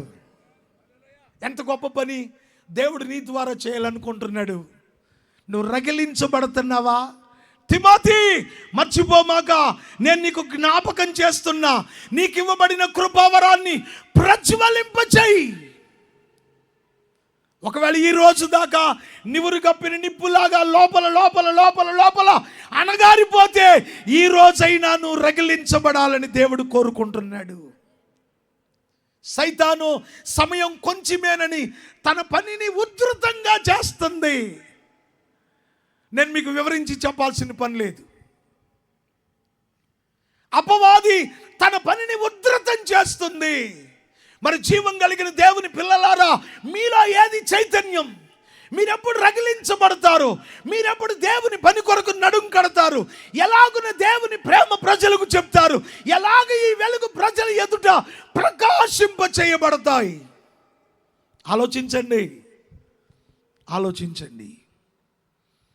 బిల్లీ గ్రహాం గారిని ఒక ఆయన అడిగాడట, ఒకవేళ ఇంకో జన్మ ఉంటే నువ్వేం చేస్తావు అని అడిగాడట. వాస్తవం క్రైస్తవ విశ్వాస ప్రకారం ఇంకో జన్మ లేదు, ఒకటే జన్మ.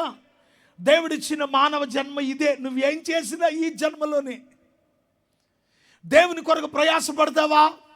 దేవుని కొరకు నడుం కడతావా? దేవుని కొరకు మండించబడతావా? దేవుని కొరకు కష్టపడతావా? దేవుని కొరకు చెమటోడుస్తావా? దేవుని కొరకు నీకున్న ఆస్తి ఇచ్చేస్తావా? నువ్వేం చేసినా ఈ జన్మే, ఇంకో జన్మ లేదు నీకు. ఈ విలువైన జన్మ పోయాక ఇంకోటి ఉంటుంది అనుకుంటే అంతకంటే అమాయకత్వం ఇంకొకటి లేదు. ఒకవేళ ఉంటే అన్నాడు, లేదు బ్రదర్, ఇంకొక జన్మ, నో మోర్, నో మోర్. ఒకవేళ అఫ్ కోర్స్ ఒకవేళ ఉంటే అన్నాడట. ఇక ఎన్నిసార్లు అడిగినా ఇదే అడుగుతున్నాడు, ఏదో ఒకటి చెప్పాలన్నప్పుడు ఆయన అన్నాడట, ఒకవేళ ఇంకొక జన్మంటూ ఉంటే ఆ జన్మంతా నేను ప్రార్థన చేస్తా అన్నాడట. ఎందుకు? సంఘాన్ని రగిలించడానికి, క్రైస్తవ్యాన్ని పురికొల్పడానికి, సంఘాలు మరింత ప్రజ్వరిల్లున్నట్లుగా నేను ప్రార్థన చేస్తాను. What a great opinion, what a great opinion, what a great opinion. నువ్వేమనుకున్నావు ఒకవేళ ఇంకో జన్మ ఉంటే? What are you doing? అమ్మో ఈ జన్మలో దాసింది వచ్చే జన్మ దాకా అట్టి పెట్టుకుంటా అంటావా?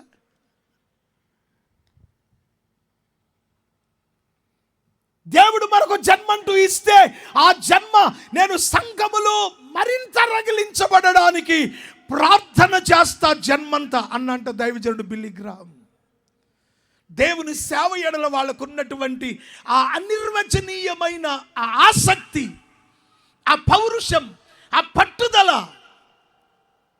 ఈనాడు మనం బట్టలు చూసుకుని మురిసిపోయి, ఫోటోలు చూసుకొని మురిసిపోయి, డబ్బు చూసుకొని మురిసిపోయి, పిల్లల్ని చూసుకుని మురిసిపోయి, వాళ్ళు చూసుకుని మురిసిపోయి, ఎందుకీ బతుకు? దేవుని ప్రజలను రగిలించలేని, దేవుని కొరకు మండించబడిన బ్రతుకెందుకు? ఆలోచించండి. పౌలు చేసింది 25 సంవత్సరాలే సువార్త, కానీ కొన్ని లక్షల జీవితాలను రగిలించిన ఒక ప్రార్థనా యోధుడు అపోస్తలుడైన పౌలు.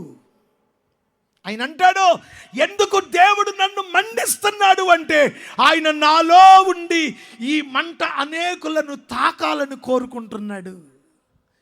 ఆయన మాలో ఉండి ప్రజలతో వేడుకోవాలనుకుంటున్నాడు. అందుకే నన్ను వెలిగించాడు. కాబట్టి తిమోతి, నీ జ్ఞాపకం చేస్తున్నా, మర్చిపోమాక నీ జీవితం దేవుని కొరకు మండించబడి, రగిలించబడి, ప్రకాశవంతమైన వెలుగును ప్రకాశింప చెయ్యాలి. మర్చిపోమాక అన్నాడు. ఇటువంటి ఆధ్యాత్మిక చైతన్యం ఈనాడు సంఘానికి చాలా అవసరం. సువార్త పరిధులు దాటి వెళ్ళవలసిన అవసరత చాలా ఉంది. అవును ప్రియులారా, ఇప్పుడు సువార్తకు ఎన్నో రకాల ఆటంకాలు మేము వెతుకుతున్నాం. ఎలా సువార్త చేయాలి, ఎలా సువార్త ప్రజల్లోనికి తీసుకెళ్ళాలి, ఆటంకాలను దాటుకుంటూ, ఆటంకాలను అధిగమిస్తూ ఎలాగైనా క్రీస్తు సువార్త ప్రజలను తాకాలి. ఇది మా ధ్యేయం. ఒకప్పుడు అడవుల సువార్త అంటే ఎంజాయ్. డీప్ ఫారెస్ట్లోకి 100 కిలోమీటర్లు నడుస్తాను నేను. అడవుల సువార్తకి 100 మైళ్ళు నడుస్తా. అడవులు నడవడమే, కొండలు గుట్టలు 100 మైళ్ళు. అడవాళ్ళ మధ్యలో చీకట్లో నిగిడి, దీపాలుండవు, కట్టెలు మంట పెట్టి కట్టెల వెలుతురు పక్కన పడుకొని ఆ వెలుతురులోనే ట్రైబల్స్కి సువార్త చెప్పి, అంటే ప్రసంగాలు కాదు, డ్యాన్సులు వేసి, పాటలు పాడి, వాళ్ళేమో కళ్ళు తాగి డ్యాన్స్ చేస్తే మేము ఆత్మచేత డ్యాన్స్ చేసి క్రీస్తు వెలుగు వాళ్లకు ప్రసరింప చేసే ప్రయత్నం. ఓ సంవత్సరం నేను కోయ పూజారి ఇంట్లో ఉన్నాను. గుడిసె దగ్గర. వాడు కోయ పూజారి. ఆ రాత్రి ఆ మంటల్లో వెలుగులో వాళ్ళకి వాక్యం చెప్పాం. ఉదయాన్నికి బయలుదేరి నేను రావాలి. ఆ రాత్రి వాడు ఒక జింకను చంపి పచ్చి మాంసం కాల్చి పెట్టాడు. తిన్నాను. ఇంకా తినడానికి ఏముండదు అక్కడ. వాగులో నీళ్లు తాగాను. వాడు పెట్టిన జింక మాంసం పచ్చిది కాల్చి పెడితే అదే తినేశాను. సువార్త చెప్పాను. వాళ్ళకి యేసు ప్రభు ఎలా ఉంటాడో తెలియదు. యేసు ప్రభు బొమ్మన్న ఫోటోలు తీసుకెళ్ళి కొన్ని పంచి పెట్టాం. తెల్లారు వచ్చేటప్పుడు వాళ్ళలో కొందరు నన్ను అడిగారు, అయ్యా నువ్వు చెప్పిన మాటలు చాలా బాగున్నాయి, నువ్వు చెప్పిన దేవుడు చాలా గొప్పోడని మాకు అర్థమవుతుంది. అయితే మేము ఒక దేవతను పూజిస్తున్నాం, ఆ దేవత పేరు మంతనాలమ్మ. మరి నువ్వు వెళ్ళిన తర్వాత నువ్వు చెప్పిన దేవుడు మా దేవత కొట్టుకుంటారేమో, వాళ్ళిద్దరు కొట్టుకుంటే మేమేం చెయ్యాలి అని అడిగారు వాళ్ళు. ఎంత అమాయకులు! మీకు చెప్పే ప్రసంగాల కంటే వాళ్ళకి చెప్పే పొడి మాటల మధ్య నేను ఆధ్యాత్మికంగా ఎంతో ఆనందపడతాను. నేను వాళ్ళు అడిగిన అమాయకమైన జవాబు ఏంటంటే, మా దేవత ఉందండి మంతనాలమ్మ, నువ్వు యేసుప్రభు దేవుడని పంపించి వెళ్ళావు, మరి ఈ దేవుడిని నువ్వు దండం పెట్టమన్నావు, వీళ్ళిద్దరు కొట్టుకుంటారేమో అంటే నేను అన్నాను, ఏం పర్వాలేదు, ఇద్దరు కొట్టుకుంటే చూడండి, ఎవరు గెలిస్తే వాళ్ళని నమ్ముకోండి అని చెప్పా. ఇది సువార్త. ఎవరు గెలుస్తారో ఈ లోక దేవతలన్నీ ఆయన ముందరా సాగిలపడి నమస్కరించి గడగడలాడును, వంగని మోకాళ్ళన్నీ యేసయ్య ఎదుట. మంతనాలమైనా సరే మోకాళ్ళే. నమ్ముకో, ఎవరు గెలుస్తారో నమ్ముకో. ఇలా సువార్త చెప్పి దేవుని వాక్యము వెలుగు చేత వెలిగించిన బ్రతుకులు ఈ రోజున మీరు వెళితే ఆ అడవులు కొట్టివేయబడి ఊళ్ళల్లో చర్చిల్లో ట్రైబల్స్ యేసయ్యను ఆరాధించే సంఘాలు మీరు చూడొచ్చు, చూస్తారు. కొన్ని చోట్ల మేము వాళ్ళకి ఉచితంగా చర్చిలు కట్టాం. డబ్బులు నాయి కాదు, ప్రసాదం శ్రీనివాసరావు గారి. నేను ఏదైనా పని పెట్టుకుంటే ఆయనకి చెబుతా, అయ్యా నేను ఈ పని చేస్తున్నా, ఓకే, వెంటనే డబ్బులు ఎంత అని అడగడు, నేను ఏం చేస్తున్నాను తెలియదు, కొడతాడు, నేను ఎత్తుకెళ్ళి ఖర్చు పెడతా. 2-3 సార్లు అడిగి అసలు నేను ఖర్చు పెట్టే డబ్బులు ఆయన చూస్తే బాగుంటుందని, వస్తారా అంటే నాకెక్కడ కుదురుతుందండి, కుదరదు. దేవుని సువార్త అనేకులను వెలిగించాలని దేవుడు కోరుకుంటున్నాడు. ఇప్పుడు సువార్త మార్గాలు మూసుకుపోయినాయి. ఒకప్పుడు నేను శబరిమల కొండ మీద పత్రికలు పంచిపెట్టాను. హరిద్వార్, ఋషికేశ్, ఉత్తరకాశీ, గంగోత్రి, యమునోత్రి, కేదార్నాథ్, బద్రీనాథ్, అమర్నాథ్, ముక్తినాథ్, మహాకైలాష్, చచ్చిన మనుషులు సవంతిని అఘోరాల దగ్గరికి వెళ్ళా, సువార్త చెప్పా, విన్నారు. కానీ ఇప్పుడు వెళ్ళడానికి దారి లేవు, మూసుకుపోయినాయి. కానీ నా మంట అయితే చల్లారలా. నా వయస్సు భయపడిందేమో, నా శరీరం సహకరించట్లేదేమో, కానీ నా ఆత్మ పరితపిస్తుంది. సువార్త ప్రకటించాలి. ఏం చేస్తే చేస్తాం ప్రభువా? కుదరదు. ఇది మాత్రం ఆగడానికి లేదు. సువార్త పరిచర్య అడవుల్లో హిందూ దేవాలయ దగ్గర మూత వేయబడింది. గవర్నమెంట్ నిబంధనల వల్ల గౌరవించాం, ఆపేశాం. కానీ సువార్త ఆగడానికి లేదే. ఈ వెలుగు ప్రకాశించాలి కదా, ఈ వెలుగు చీకటిలోనికి వెళ్ళాలి కదా. ఇప్పుడు మేము మెడికల్ క్యాంపు పెడుతున్నాం. మెడికల్ క్యాంపులో ట్రైబల్స్, హిందువులు, క్రైస్తవులు తేడా లేదు, అందరూ వచ్చేస్తారు. వాళ్ళందరికీ చూపు లేని వాళ్ళకి కళ్ళజోళ్ళు పరీక్షలు చేయించి, కళ్ళజోళ్ళు, కంటి ఆపరేషన్లు, వాళ్ళకి మలేరియాకి, జబ్బులకి ఉచితంగా మందులు మినిమం 3 లక్షలు ఖర్చు పెట్టాను. 3 లక్షలు ఖర్చు పెట్టాం. 270 మందికి సువార్త ప్రకటించారు. That's my concept. నాకు డబ్బుతో పని లేదు. డబ్బు ఇచ్చేవాడు నా వెనకాల ఉన్నారు, రమేష్ గారితో సహా నాకు పంపిస్తూ ఉంటారు డబ్బులు. డబ్బులు ఇచ్చేవాళ్ళు నా వెనుకున్నారు. చేసే సత్తా నా దగ్గర ఉంది. చావలా, పౌరుషం చావలా. ఇది ప్రాణం పోయే వరకు ఆ పౌరుషం అలా బతికే ఉంటుంది. ఒకవేళ నేను మంచాన పడినా మంచంలో ఉండి మండిస్తా. స్తోత్రం చెప్పండి. చూడటానికి వస్తారుగా, ఆడతాయి, ఆడకని చెబుతా, వదిలిపెట్టే ప్రసక్తి లేదు. ప్రియమైన దేవుని సంగమా, ఇప్పుడు మేము మెడికల్ క్యాంపులు పెడుతున్నాం. జనవరిలో మెడికల్ క్యాంప్ పెట్టాం. 270 మందికి ట్రైబల్స్కి సువార్త చెప్పి మెడికల్గా ఫ్రీగా వాళ్ళందరికీ ఉచితంగా భోజనం పెట్టి, కళ్ళజోళ్ళు ఇచ్చి, కంటి ఆపరేషన్లకి సిద్ధం చేసి, ఇంకా ఆపరేషన్లు చేయించలా, దానికి డబ్బులు చాలా, లైన్లో ఉండారు, చేయిస్తా, దానికోసం ఎవరో ఒకళ్ళు వస్తారు ముందుకి. 8 మందికి ఆపరేషన్లు చేయించాలి, 9 మందికో చేయిస్తానని చెప్పాను. 3 లక్షల రూపాయలు విలువైన మందులు, కళ్ళజోళ్ళు పంచిపెట్టి వాళ్ళందరికీ భోజనం పెట్టి పంపించాం. అవల అక్కడతో ఎక్కడ పేదవాళ్ళు బ్రతుకు తెరువు కోసం బాధపడే వాళ్ళు ఉన్నారో వాళ్ళ దగ్గరికి వెళ్తున్నాం. మా కులంతో పని లేదు, మాకు యేసయ్యతోనే పని. కులంతో పని లేదు. మీరు పేదవాళ్ళు అయితే మీకు ఉచితంగా మిషన్ నేర్పిస్తాం, రండి. ట్రిప్కి 10 నుంచి 15 మందికి మేము మిషన్ నేర్పించడం మొదలుపెట్టాం. ఒరిస్సా ట్రైబల్స్కి, ఆంధ్రాలో ట్రైబల్స్కి, ఇంకా కొన్ని పేద సంఘాల్లో అక్కడ ఉన్నటువంటి వాళ్ళకి ఉచితంగా మిషన్ నేర్పించడానికి పిలిపించి వాళ్ళకి ఉచితంగా మిషన్ నేర్పించి ట్రైనింగ్ టీచర్కి డబ్బులు ఇచ్చి నేర్చుకున్నాక ఒక్కొక్కరికి ఒక్కొక్క మిషన్ ఉచితంగా ఇచ్చి 6 నెలల ట్రైనింగ్ పీరియడ్లో యేసు ప్రభు మంట వాళ్ళకి అంటించి పంపిస్తున్నాం. ఇప్పుడు ఆల్రెడీ 3 బ్యాచ్లు మిషన్లు అయిపోయినాయి. 4వ బ్యాచ్ గుంతకల్లో స్టార్ట్ చేసి వచ్చాను. నేను నేర్పించడం స్టార్ట్ చేసి వాళ్ళకి మిషన్లు ఇవ్వాలి. 15 మంది దాకా ఉన్నారు. 10 నుంచి 15 మంది దాకా ఉన్నారు. ఎందుకు చెప్తున్నానో తెలుసా? దేవుని యొక్క మంట నీలో ఉంటే అది ఎలాగైనా ఆ వెలుగు బయటికి వెళ్తానే ఉంటుంది. దేవుని కోరిక ఏంటంటే ఆయన మనలను వెలిగించింది అనేకులు వెలిగించబడడానికే. ఏం చేస్తున్నావు నువ్వు? తిమోతి, నీకు నేను జ్ఞాపకం చేస్తున్నాను, గుర్తుపెట్టుకో. నీకు ఇవ్వబడిన కృపావరమును ప్రజ్వలింపచేయి.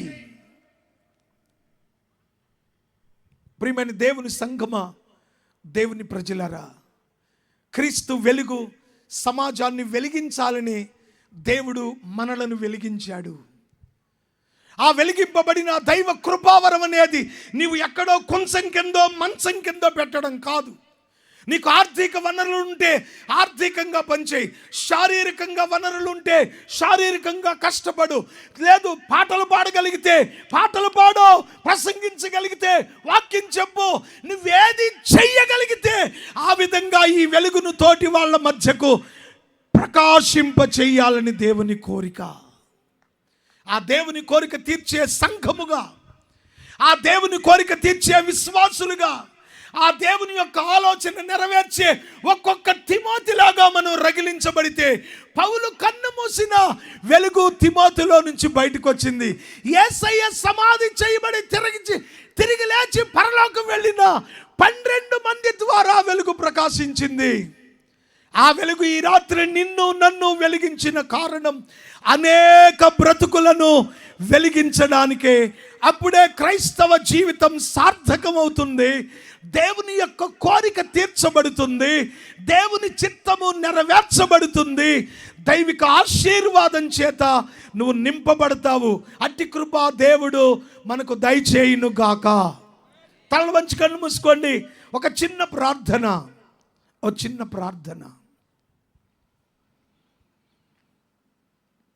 ఎక్కడి వారు అక్కడే ఒక చిన్న ప్రార్థన చేసుకోండి.